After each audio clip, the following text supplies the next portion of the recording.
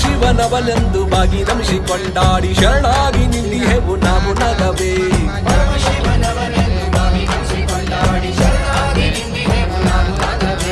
ಪರಮಶಿವನವನೆಂದು ಬಾಗಿ ನಮಿಸಿಕೊಂಡಾಡಿ ಶರಣಾಗಿ ನಿಂದಿಹೆವು ನಾವು ನಗವೇ.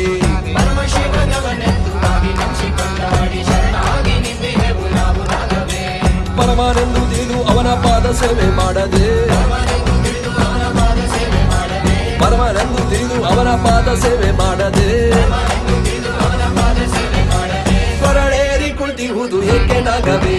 ನಾಗ ನಾಗವೇ ನಾಗವೇ ನಾಗ ನಾಗವೇ ನಾಗವೇ ನಾಗ ನಾಗವೇ ನಾಗ ನಾಗವೇ ನಾಗ ನಾಗವೇ ನಾಗವೇ ನಾಗ ನಾಗವೇ ನಾಗವೇ ನಾಗ ನಾಗವೇ ನಾಗವೇ ನಾಗ ನಾಗವೇ ನಾಗ ನಾಗವೇ ನಾಗ ನಾಗವೇ ನಾಗವೇ.